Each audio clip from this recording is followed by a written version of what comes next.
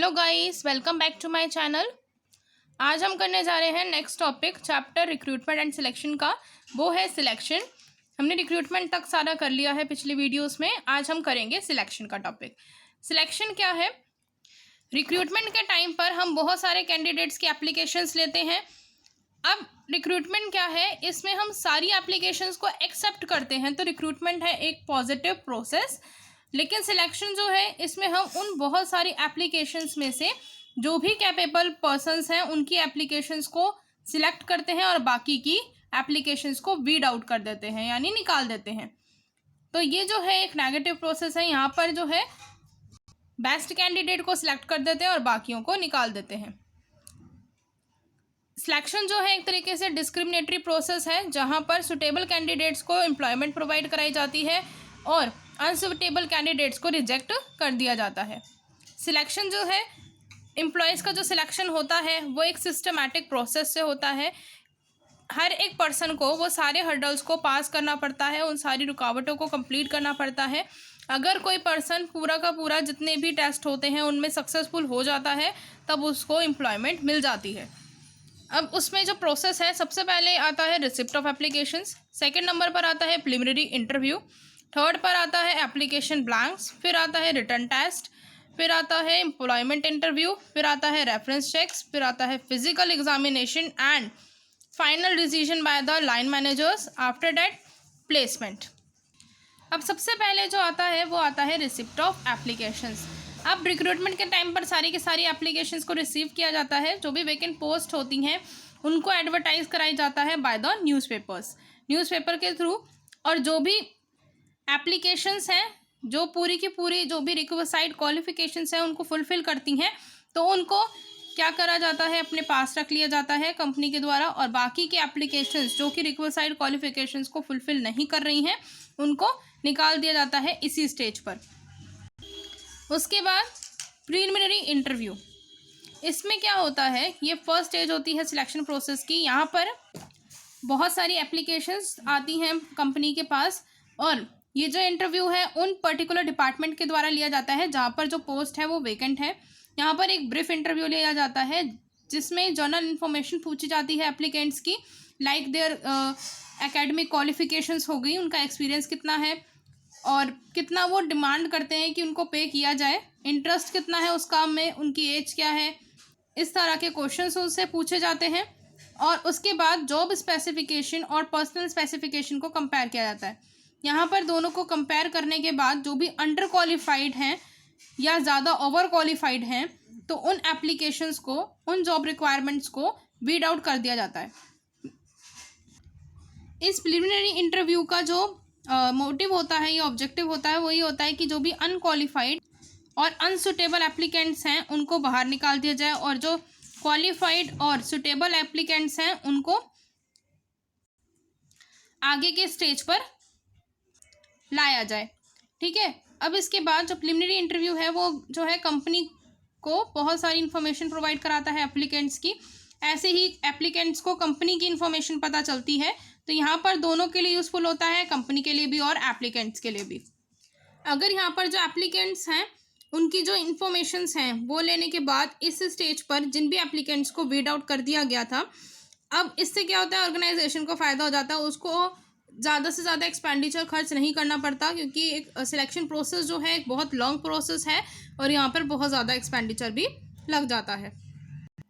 अब यहाँ पर एक डायग्राम देखिए यहाँ पे बोला है रिसिप्ट ऑफ एप्लीकेशंस। ये जितने भी सारे टेस्ट होंगे, प्रिलिमिनरी इंटरव्यू, एप्लीकेशन ब्लैंक्स, ये सारे टेस्ट में कहीं पर सिलेक्शन होगा। यहाँ पर सिलेक्शन का बता रखा है, प्लेसमेंट की प्लेसमेंट मिल सकती है उनको, यहाँ रिजेक्शन, कहीं तो सिलेक्शन होगा और कहीं रिजेक्शन होगा। ठीक है। अब जो सिलेक्शन होता है वो फाइनल डिसीजन के बाद होता है। अब उसके बाद आता है एप्लीकेशन ब्लैंक्स। यहाँ पर क्या होता है कि उन एप्लीकेंट्स को फाइंड आउट किया जाता है, प्रिलिमिनरी इंटरव्यू में फाइंड आउट किया था, अब उन्हीं एप्लीकेशंस को आगे के लिए लेके जाते हैं। यहाँ पर उनसे एक फॉर्म्स फिल कराए जाते हैं, उनकी जनरल इन्फॉर्मेशन और पूछी जाती हैं। इस ब्लैंक एप्लीकेशन फॉर्म को फिल कराने का मेन मोटिव होता है कि इनका वर्क एक्सपीरियंस या इनकी जो भी अदर इन्फॉर्मेशंस हैं जो कि प्रिलिमिनरी इंटरव्यू में नहीं पूछी गई थी या पूछी भी गई हैं तो उनका थोड़ा डिटेल्ड लेने की अगर कंपनी को लेना चाहती है तो कंपनी क्या करती है, ब्लैंक एप्लीकेशन उनसे फिलअप करवाती है। इस एप्लीकेशंस में पर्सनल इन्फॉर्मेशन पूछी जा सकती हैं, एजुकेशन के बारे में पूछा जा सकता है, वर्क एक्सपीरियंस, हेल्थ, रेफरेंस और minimum wage acceptable, psychological factor और अदर इन्फॉर्मेशंस। उसके बाद कुछ ऑर्गेनाइजेशंस के जो फॉर्म्स होते हैं वो एक डिटेल्ड वन फॉर्म बना लेते हैं जो कि उनको रिलेवेंट होता है कि इन सारी चीज़ों के ज़रूरी हैं, ये वाली चीज़ें जैसे ये पर्सनल इन्फॉर्मेशन जानना है, एजुकेशन का जानना है, अगर ज़रूरी है तो इनके लिए एक फॉर्म ही बना दिया जाता है। लेकिन जो डिफरेंट ऑर्गेनाइजेशंस होती हैं वो अपनी अलग अलग फॉर्म्स जो हैं बनाती हैं अलग अलग पोस्ट के लिए, तो उनसे हर तरीके का, जिस तरीके का ऑर्गेनाइजेशन का फॉर्म है वैसे फिलअप कराया जाता है। फिर आता है रिटन टेस्ट। रिटन टेस्ट जो है अरेंज कराया जाता है एप्लीकेंट्स पर, जो कि यहाँ पर जो भी एप्लीकेशन सुटेबल फाइंड हुई हैं, यानी यहाँ पर जो भी सिलेक्ट हो गए अब उनको रिटन टेस्ट में बुलाया जाएगा। इस रिटन टेस्ट का मेन मोटिव होता है कि उनकी पर्सनालिटी, उनकी अचीवमेंट, उनकी एबिलिटी टेस्ट को देखा जाए कि उनके पास कितनी एबिलिटी है कि बाद में उनको जॉब ऑफर करी जानी चाहिए या नहीं की जानी चाहिए, तो यहाँ पर यह देखा जाता है। अब इसमें 5 तरीके के टेस्ट कराए जाते हैं: personality test, achievement test, intelligence test, interest test and aptitude test. इनको अब डिटेल्ड में पढ़ते हैं। पर्सनालिटी टेस्ट में क्या होता है कि जो पर्सन्स हैं उनका यह देखा जाता है कि उनके अंदर कितना सेल्फ कॉन्फिडेंस है, वो कितना काम कर सकते हैं, कितनी जल्दी डिसीजन ले सकते हैं उनकी सोशल लाइफ के लिए, या फिर उनका नेचर कैसा है एप्लीकेंट्स का। तो यहाँ पर ये सब कुछ देखा जाता है कि अगर ये इनका नेचर, इनका सेल्फ कॉन्फिडेंस अगर उनकी जॉब से मैच होता है तो उसको रख लिया जाएगा, अदरवाइज उनको वीड आउट कर देंगे। उसके बाद है अचीवमेंट टेस्ट। अचीवमेंट टेस्ट में देखा जाता है उनकी एफिशिएंसी को, कि वो कितनी जल्दी काम कर सकते हैं, उनकी क्या एफिशिएंसी है, किस तरीके से वो अपना काम परफेक्टली कर रहे हैं। अगर किसी स्टेनोग्राफर है, उसकी पोस्ट के लिए कैंडिडेट चाहिए, तो उनसे पहले कहा जाएगा कि आप टाइप करके दिखाओ, उनका टाइप का टेस्ट होगा। उसके बाद इंटेलिजेंस टेस्ट, मेंटल एबिलिटी देखी जाती है कैंडिडेट की। फिर आता है इंटरेस्ट टेस्ट। इंटरेस्ट देखा जाता है कि उस पोस्ट के लिए उस पर्सन का कितना इंटरेस्ट है, वो उस पोस्ट को लाइक करता है या डिसलाइक करता है। उसके बाद एप्टीट्यूड टेस्ट। ये जो टेस्ट है बहुत सारे कैंडिडेट्स जो हैं यहाँ पर ये देखते हैं, उनको जो है कोई ना कोई चीज़ दे दी जाती है कि इसको लर्न करें, तो वो ये देखना चाहते हैं यहाँ पर जैसे पोस्ट मिल रही है किसी भी पर्सन को किसी भी चीज़ की, मान लीजिए सेल पर्सन है, सेल पर्सन के लिए पोस्ट मिल रही है उसको, तो उसको वहाँ पर लगा दिया जाएगा और देखेंगे कि वो कितनी जल्दी उस जॉब को लर्न कर लेता है। यहाँ पे लर्न करने की कैपेसिटी को देखा जाता है। उसके बाद है एम्प्लॉयमेंट इंटरव्यू। जिसने भी रिटन टेस्ट को क्वालिफाई कर लिया था, अब उनका इंटरव्यू होगा। इस मेथड से क्या होता है कि उन पर की अदर क्वालिटीज़ फाइंड आउट हो जाती हैं। इंटरव्यू का मेन एम यह होता है कि जो इन्फॉर्मेशन उनको एप्लीकेशन ब्लैंक पर या रिटन टेस्ट पर नहीं मिल पाई है, तो वो कैंडिडेट की ये अदर इन्फॉर्मेशन यहाँ से गैदर कर ले। उसके बाद रेफरेंस चेक्स। यहाँ पर जो है एप्लीकेशन फॉर्म पर ही पहले से ही जो है नाम लिखवा लेते हैं पर्सन से, उनके 2 या 3 रेफरीज का या उससे ज़्यादा रेफरीज का, यानी जो उनको जानते हैं, चाहे उनके एक्स एम्प्लॉयर्स हैं, टीचर्स हैं, फ्रेंड्स हैं, इनके नाम लिखवा लेते हैं कि बाय इनके कॉन्टैक्ट से कंपनी जो है और भी अदर इन्फॉर्मेशन उनके बारे में गैदर कर सके। फिर आता है फिजिकल एग्जामिनेशन। अब इनका फिजिकल एग्जामिनेशन होता है कि कौन इस जॉब के लिए फ़िट है या नहीं है। वो फिजिकली फिट होगा तो उससे क्या होगा कि वो ज़्यादा एब्सेंट नहीं रहेगा, काम को बहुत एफिशिएंसी से करेगा। तो उसकी क्या होता है, पूरी बॉडी टेस्ट कराया जाता है कि उसको कोई इन्फेक्शियस डिजीज़ तो नहीं है जिसकी वजह से ये हो सकता है कि दूसरे पर्सन्स को भी हो जाए, कोई अदर कॉलेजेस जो हैं उनको सफ़र करना पड़ जाए, इसलिए ये चीज़ कराई जाती है। और इनकी जो मेडिकल रिपोर्ट है अगर सही आती है तो उनको जॉब में रख लिया जाता है, अगर नहीं आती तो फिर उनको निकाल देते हैं। और ये जो मेडिकल टेस्ट कराया जाता है ये सर्टिफाइड डॉक्टर से कराया जाता है, जो भी ऑर्गेनाइजेशन उनको अपॉइंट करती हैं। फिर आता है final decision by the line manager. Final decision जो है अब लाइन मैनेजर का होगा। जितनी भी हर्डल्स पास करने के बाद जो लाइन मैनेजर है इनकी अप्रूवल देगा उन सिलेक्शन की। जो भी एप्लीकेशंस आई हैं, जो एप्लीकेंट्स वर्क करने के लिए कैपेबल हैं, उनको जो है लाइन मैनेजर सिलेक्ट कर लेगा। अब उसके बाद उनको प्लेस कर लिया जाएगा, यानी अब प्लेसमेंट की बारी आती है। उन सुटेबल एप्लीकेंट्स को आफ्टर सिलेक्शन उनके काम पर रख लिया जाएगा।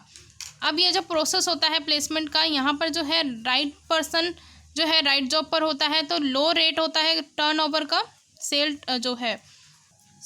लेबर टर्नओवर का, और यहाँ पर लेस एब्सेंटीज़म भी होगी।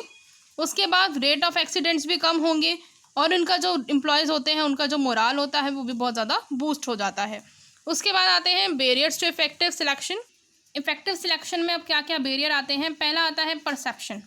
परसेप्शन में ये होता है कि हर एक पर्सन का अपना डिफरेंट मेंटल स्टेटस होता है, इमोशनल स्टेटस होता है।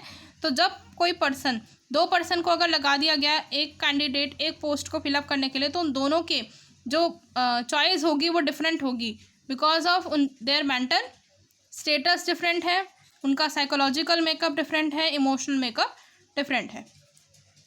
सो वो अपने वेज में डिफरेंट सिलेक्ट कर सकते हैं। तो यहाँ पर ये हर्डल क्रिएट हो जाती है। फिर आता है फेयरनेस। फेयरनेस होनी चाहिए सिलेक्शन में, किसी भी तरह का कोई डिस्क्रिमिनेशन नहीं होना चाहिए, चाहे वो रिलीजन के बेस पर हो, चाहे रीज़न के, चाहे जेंडर के, किसी भी तरह का नहीं होना चाहिए। लेकिन समटाइम्स क्या होता है कि इस तरह का डिस्क्रिमिनेशन कर लिया जाता है, तो यहाँ पर ये भी प्रॉब्लम क्रिएट होती है at the time of selection. उसके बाद आता है वैलिडिटी। सिलेक्शन टेस्ट में ये भी देखा जाता है कि क्या जो प्रेडिक्शन लगाई गई हैं वो वैलिड हैं कि नहीं है, कौन सा पर्सन, कौन सा एम्प्लॉय कैसे काम कर रहा है। अगर वो काम सही कर रहा है तो ठीक है, नहीं कर रहा तो भी ठीक है, जो नहीं कर रहा फिर बाद में उनको निकाल देते हैं। लेकिन यहाँ पर वैलिडिटी जो है ये फ्यूचर सक्सेस के लिए नहीं निकाली जा सकती। यहाँ पर आप वैलिडिटीज़ के चलते फ्यूचर की सक्सेस को प्रिडिक्ट नहीं कर सकते, क्योंकि ये सिर्फ आपको ये बता सकती है कि सक्सेस की पॉसिबिलिटी है या नहीं, लेकिन कितनी सक्सेस होगी या सक्सेस नहीं भी होगी, किस तरह से होगा, कुछ नहीं बताता। लेकिन एक सक्सेस की पॉसिबिलिटी बता सकता है, क्या पता बता भी रहा है तो भी ना हो। तो वैलिडिटी टेस्ट जो होता है यहाँ पर सही साबित नहीं हो पाता। उसके बाद है रिलायबिलिटी। एक रिलायबल मेथड जो है एक पक्का रिजल्ट देता है। अब कई बार अलग अलग सिचुएशंस होती हैं, तो वही मेथड अगर बार बार रिपीट किया जाएगा तो वो एक पक्की जो है सक्सेस नहीं दे पाएगा। फिर आता है प्रेशर। कई बार क्या होता है सिलेक्टर्स पर प्रेशर्स होते हैं, लाइक कोई अननोन पर्सन की सिलेक्शन तो हो रही है लेकिन उसका कोई जो रिलेटिव है उसके पास बहुत पावर है, वो पॉलिटिशियन है। तो इस तरह से जब प्रेशर होता है उनके ऊपर, तब बेस्ट कैंडिडेट्स को जो है सिलेक्ट नहीं किया जा पाता।